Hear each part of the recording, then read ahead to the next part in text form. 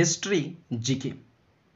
জিকের এই কোশ্চেনগুলো WBCS, WBP, railway, SSC, CGL and many more এবং বিভিন্ন রকম কম্পিটিটিভ এক্সামের জন্য ভীষণ ইম্পর্টেন্ট। এখানে এই ভিডিওতেই আমি top 15 most important Indian history GK question তোমাদের সঙ্গে আলোচনা করতে চলেছি এবং প্রত্যেকটা কোশ্চেনের সঙ্গে ডিটেলসে ব্যাখ্যা আছে, যাতে করে তোমাদের মাথায় সহজে কোশ্চেনটার সম্পর্কিত বিভিন্ন তথ্য গেঁথে যেতে পারে। তোমরা শেষ পর্যন্ত শোনো আর দেখো। শুরু করছি first question. Question number 1,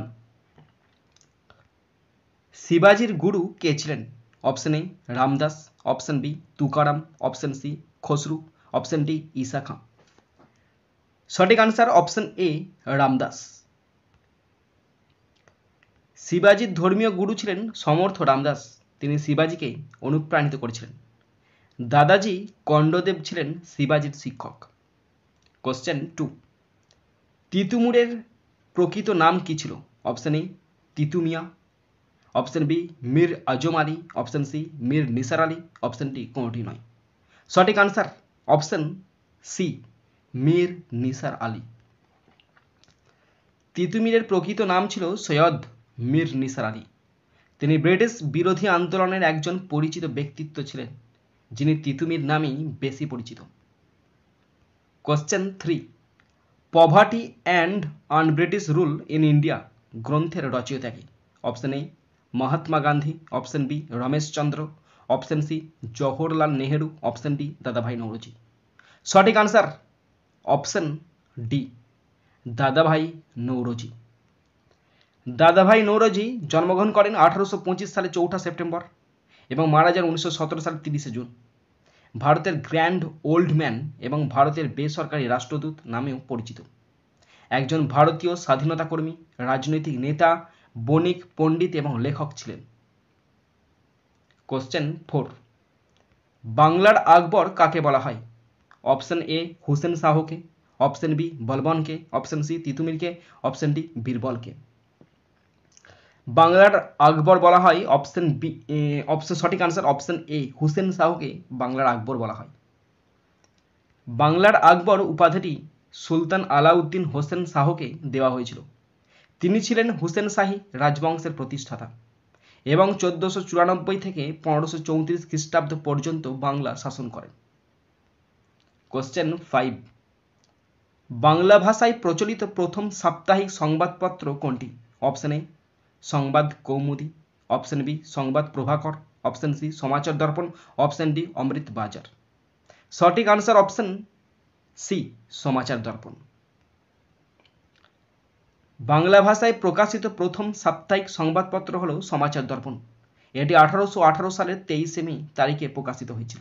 question 6, ভারতের প্রথম আধুনিক মানুষ কাকে বলা হয়? Option A Rabindranath Thakur, option B Vidyasagar, option C Raja Rammohan, option D প্রসন্ন কুমার ঠাকুর। সঠিক answer option C Raja Rammohan. ভারতের প্রথম আধুনিক মানুষ হিসাবে রাজা রামমোহন রায়কে পরিচিত করা হয়। তাকে আধুনিক ভারতের জনকও বলা হয়। কোশ্চেন 7, মহাকবি কালিদাস কোন সম্রাটের রাজসভা অলঙ্কৃত করেছিলেন? অপশন এ অশোকের, অপশন বি দ্বিতীয় চন্দ্রগুপ্তের, অপশন সি সমুদ্রগুপ্তের, অপশন ডি প্রথম চন্দ্রগুপ্তের। সঠিক আনসার অপশন বি দ্বিতীয় চন্দ্রগুপ্তের। মহাকবি কালিদাস গুপ্ত সম্রাট দ্বিতীয় চন্দ্রগুপ্তের, মানে যিনি বিক্রমাদিত্য নামে পরিচিত, রাজসভা অলঙ্কৃত করেছিলেন। তিনি এই সম্রাটের দরবারের নবরত্নের অন্যতম ছিলেন। কোশ্চেন 8, বুদ্ধ চরিতের রচয়িতা হলেন? অপশন এ অশ্বঘোষ, option B Kalidas, option C Charak, option D Nagarjun. সঠিক আনসার অপশন এ অশ্বঘোষ। বুদ্ধ চরিতের রচয়িতা হলেন অশ্বঘোষ। তিনি ছিলেন একজন প্রভাবশালী ভারতীয় বৌদ্ধ পণ্ডিত, দার্শনিক এবং কবি। তিনি খ্রিস্টীয় 2য় শতাব্দীর প্রথম দিকে এই মহাকাব্যটি রচনা করেন। কোশ্চেন 9, প্রার্থনা সমাজ প্রতিষ্ঠা করেন? Option A Swami Vivekananda, option B Atmaram Pandurang, option C Bal Gangadhar Tilak, option D Swami Dayananda Saraswati. সঠিক answer option B Atmaram Pandurang. এক্ষেত্রে বলে রাখি, অনেক সময় অপশন থাকে অপশন থাকে স্বামী দয়ানন্দ মহাদেব গোবিন্দ রানাডে, এই অপশানটা থাকবে। এই অপশানগুলির মধ্যে অনেক সময় থাকবে মহাদেব গোবিন্দ রানাডে, তখন তোমরা মহাদেব গোবিন্দ রানাডে করতে পারো, কিন্তু প্রতিষ্ঠা করেন Atmaram Pandurang. Option B is the সঠিক আনসার। প্রার্থনা সমাজ প্রতিষ্ঠা করেন আত্মারাম পান্ডুরাং 1867 সালে বোম্বেতে, মানে বর্তমান মুম্বাই। এই সংগঠনের অন্যতম গুরুত্বপূর্ণ নেতা ছিলেন মহাদেব গোবিন্দ রানাডে। কোশ্চেন 10, ভারতের প্রথম বিশ্ববিদ্যালয়টির নাম? অপশন এ কলকাতা বিশ্ববিদ্যালয়, অপশন বি চেন্নাই বিশ্ববিদ্যালয়, অপশন সি মাদ্রাজ বিশ্ববিদ্যালয়, অপশন ডি দিল্লি বিশ্ববিদ্যালয়। সঠিক আনসার অপশন এ কলকাতা বিশ্ববিদ্যালয়। ভারতের প্রথম আধুনিক বিশ্ববিদ্যালয় ছিল কলকাতা বিশ্ববিদ্যালয়, যা 1857 সালে প্রতিষ্ঠিত হয়েছিল। এটি ভারতের প্রথম 3টি আধুনিক বিশ্ববিদ্যালয়গুলির মধ্যে একটি। অন্য দুটি হলো বোম্বের মুম্বাই এবং মাদ্রাজ বিশ্ববিদ্যালয়। কোশ্চেন 11, ফোর্ট উইলিয়াম কলেজ প্রতিষ্ঠিত হয়? অপশন এ 1820 খ্রিস্টাব্দ, অপশন বি 1800 খ্রিস্টাব্দ, অপশন সি 1810 খ্রিস্টাব্দ, অপশন ডি 1803 খ্রিস্টাব্দ। সঠিক আনসার অপশন বি 1800 খ্রিস্টাব্দ। ফোর্ট উইলিয়াম কলেজ নামেও পরিচিত, ছিল প্রাচ্য অধ্যয়নের একটি একাডেমি এবং শিক্ষার একটি কেন্দ্র। 18 আগস্ট 1800 সালে কলকাতার ফোর্ট উইলিয়াম কমপ্লেক্সের মধ্যে অবস্থিত ব্রিটিশ ভারতের তৎকালীন গভর্নর জেনারেল লর্ড ওয়েলেসলি দ্বারা প্রতিষ্ঠিত। কোশ্চেন 12, ভারতীয় বিপ্লবীবাদের জননী বলা হয়?